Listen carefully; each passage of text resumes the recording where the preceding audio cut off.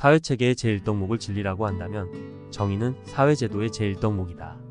이론이 아무리 정치하고 간명하다 할지라도 그것이 진리가 아니라면 배척되거나 수정되어야 하듯이 법이나 제도가 아무리 효율적이고 정연하다 할지라도 그것이 정당하지 못하면 개선되거나 폐기되어야 한다.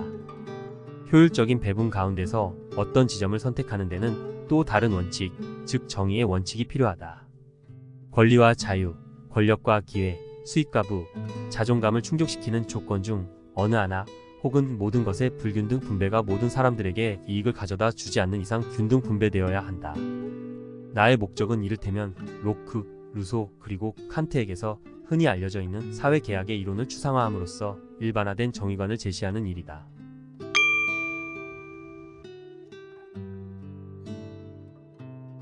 공정한 분배가 가능하려면 사람은 누구나 이기적인 면을 갖고 있다.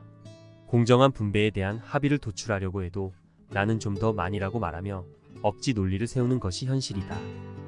이런 연유에서 공정한 사회를 실현하려면 너무나도 장애물이 많다. 공정한 분배가 가능해지려면 과연 어떻게 해야 할까?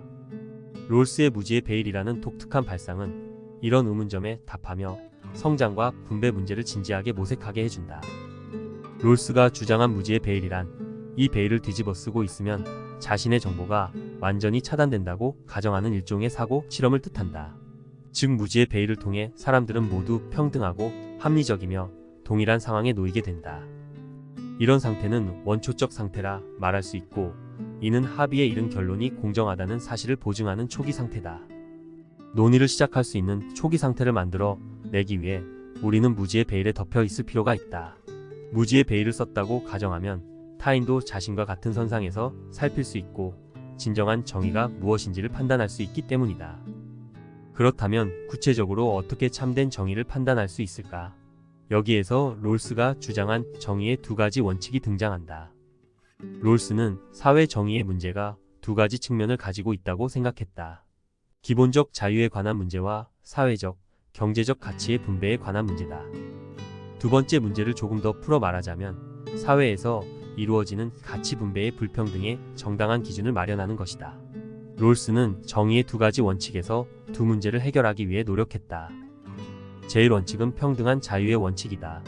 제2원칙은 다시 두 가지로 나뉘는데 2-1원칙은 공정한 기회균등의 원칙, 2-2원칙은 차등의 원칙이라고 부른다. 그리고 이들 원칙은 정해진 순서에 따라 적용되어야 한다. 그 진행 순서는 다음과 같다. 먼저 제1원칙에 따라 개인은 자유를 평등하게 분배받아야 한다. 여기에서 말하는 자유란 언론의 자유, 사상의 자유, 신체의 자유 등의 기본적인 자유에 국한된다. 이때 제1원칙에 의해 규정되는 인간의 기본적 자유는 제2원칙에 우선한다. 제2원칙의 2-1원칙은 보다 많이 분배받을 수 있는 지위나 직업을 얻기 위한 기회의 균등이 보장되는 경우에 사회적, 경제적으로 정당한 불평등이 이루어질 수 있다는 것이다. 그리고 이 불평등은 제2원칙의 2-2원칙, 차등의 원칙에 따라 조정된다. 즉 사회 구성원 가운데 가장 어렵게 사는 사람들의 상황을 개선하기 위해서 불평등한 분배가 이루어져야 한다는 것이다. 이는 애초 재능을 타고난 사람의 경우 그 재능을 우연히 손에 넣은 것이므로 불우한 사람들에게 자신의 이익을 나눠주어야 마땅하다는 발상이다. 공정한 분배는 바로 이런 과정을 거쳤을 때 비로소 가능해진다.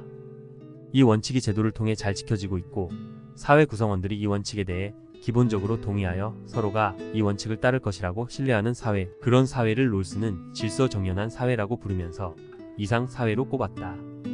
롤스가 정의한 대로 누구에게나 균등한 기회가 주어지고 최소 수혜자에게 최대의 이익이 돌아간다면 그가 말한 이상적인 사회를 충분히 만들어낼 수 있지 않을까 하는 생각을 해본다.